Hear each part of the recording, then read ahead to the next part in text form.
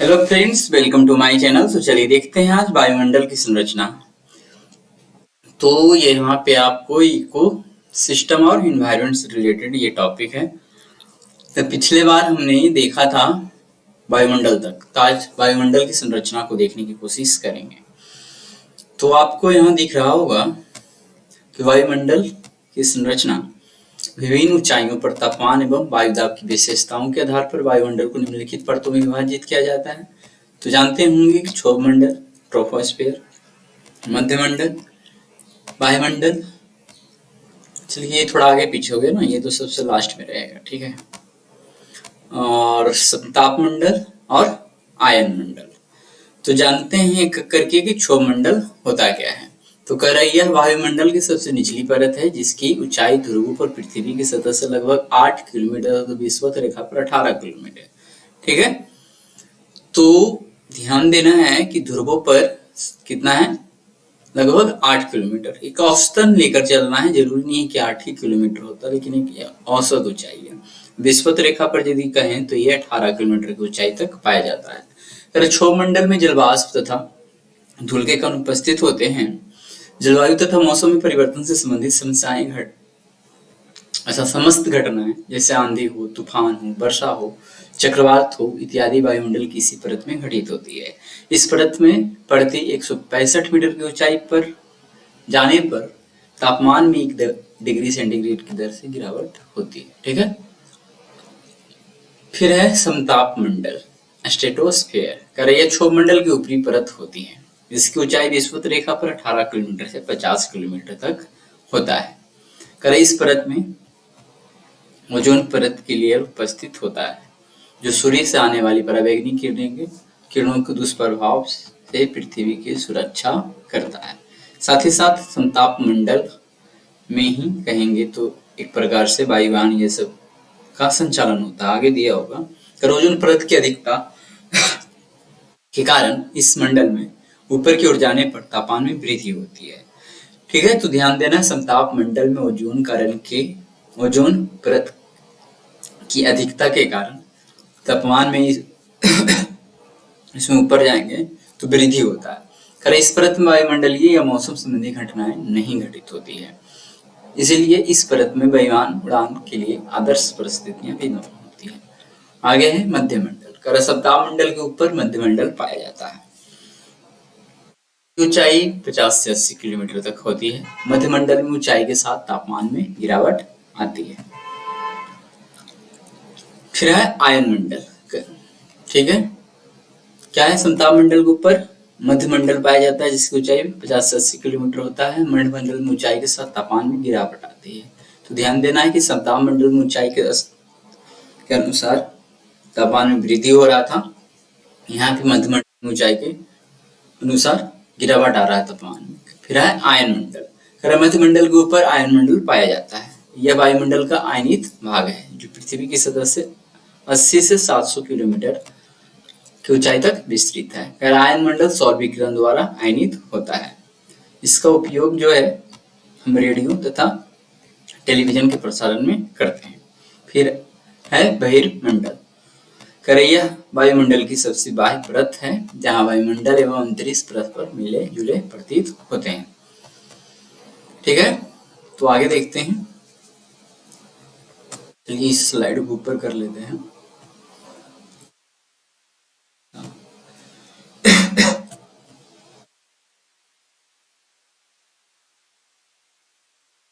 तो यहाँ पे आप फिगर में देख सकते हैं, फिगर थोड़ा बड़ा हो गया है।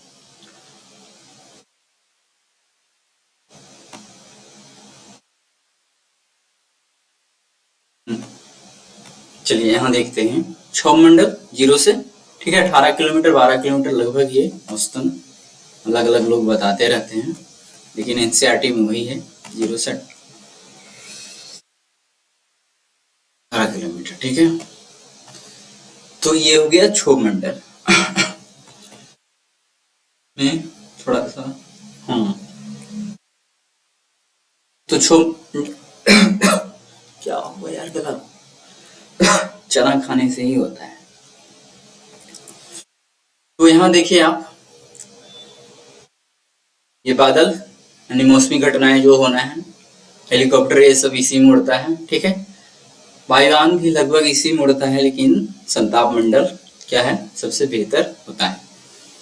फिर है यहाँ मध्यमंडल 50 से 80 किलोमीटर, इसमें देखिए उल्का पिंड ये समय आपको दिख रहा होगा, ठीक है।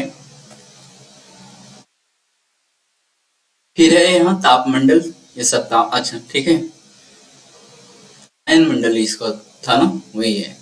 तो यहाँ ये गलत हो गया है, यहाँ पर फिगर बनाने वाला गलत बना दिया है हमने। तो ये 80 से 700 किलोमीटर यहाँ पे सैटेलाइट ये सब है, ठीक है। आगे फिर वायुमंडल 700 से आगे जितना भी दूर जाइए, ये लिखा है 1,90,000 किलोमीटर के लगभग कुछ, ठीक है। तो आइए देखते हैं इसके बाद। तो हम पढ़ क्या रहे थे, पारिस्थितिकी तंत्र में क्या क्या फैक्टर होता है वो, ठीक है। तो वायुमंडल के बाद आर्द्रता देखेंगे, ठीक है ना। तो आइए देखते हैं आर्द्रता के बारे में। कल वायु में उपस्थित जलवाष्प की मात्रा को आर्द्रता अथवा वायुमंडलीय नमी कहते हैं। कल आर्द्रता को निरपेक्ष आर्द्रता एवं सापेक्ष आर्द्रता के रूप में परिभाषित किया जाता है। कर किसी स्थान पर वायु की प्रति इकाई में उपस्थित जलवाष्प की मात्रा निरपेक्ष आर्द्रता कहलाती है। क्या है, किसी स्थान पर वायु की प्रति इकाई में उपस्थित जलवाष्प की मात्रा क्या कहलाता है, निरपेक्ष आर्द्रता कहलाती है। जबकि किसी ताप एवं दाब पर वायु की आर्द्रता सामर्थ्य तथा वायु में उपस्थित आर्द्रता के अनुपात को सापेक्षिक आर्द्रता कहते हैं। क्या बोल रहा है, किसी ताप या दाब पर वायु की आर्द्रता सामर्थ्य मतलब उसकी आर्द्रता धारण करने की क्या क्षमता है, नमी धारण करने की क्षमता यहाँ पे क्वेश्चन में किया ही है, ठीक है। लेकिन उस वक्त वायु में उपस्थित जो आर्द्रता है दोनों के अनुपात में, यानी क्या रखेंगे, कोई एक वायु है किसी खास टेम्परेचर और दाब पर, ठीक, उसका कुछ जलवाष्प धारण करने की क्षमता है, लेकिन किसी उसी वक्त उसमें आर्द्रता कुछ है लेकिन जितना धारण करने की क्षमता है उतना टोटल है नहीं।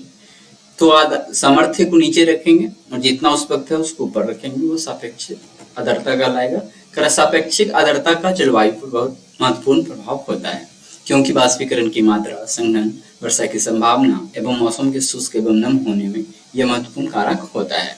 और इसके साथ ही पादप प्राणियों की उपलब्धता एवं वितरण के निर्धारण में भी इसकी महत्वपूर्ण भूमिका होती है। आगे पृथ्वी पर प्राकृतिक रूप से पाया जाने वाला एकमात्र अकार्बनिक तरल पदार्थ जल है, जो कि जीवों के संसाधन, पारिस्थितिकी या आवास के रूप में प्रयोग किया जाता है। तो ये पता है, पृथ्वी के 71% भाग जल से घिरा हुआ है। बिना जल के पारितंत्र की क्रियाशीलता संभव नहीं है। जल विभिन्न रूपों में पृथ्वी एवं उसके वायुमंडल में उपलब्ध है, जो पृथ्वी को एक विशेष ग्रह का दर्जा प्रदान करता है, ठीक है, तथा उस पर रहने वाले समस्त सजीव प्राणियों को जीवन जीने का आधार प्रदान करता है। जल चक्रीय माध्यम से वातावरण में पहुंचता रहता है तथा जल वाष्प के रूप में वातावरण में विद्यमान रहता है। ऑक्सीजन, कार्बन डाइऑक्साइड तथा अन्य गैसें जल में आंशिक रूप से घुली रहती है। जल के अंदर ऑक्सीजन की आपूर्ति वायु से तथा जलीय पौधे के प्रकाश संश्लेषण द्वारा होता है। तो ध्यान देना है कि आज हमने देख लिया आर्द्रता तक, आगे देखिए, अच्छा जल तक देख लिए ना। तो सूर्य का प्रकाश, ठीक है, उसके बारे में देखेंगे। ये लंबा टॉपिक है, तो उसके बारे में अगले सप्ताह को शनिवार को ही हम देखेंगे। तो आज के लिए इतना ही। तो संडे को तो नहीं रहेगा वीडियो, मिलते हैं अब सोमवार, ठीक है। तो चलिए आज की वीडियो में इतना ही।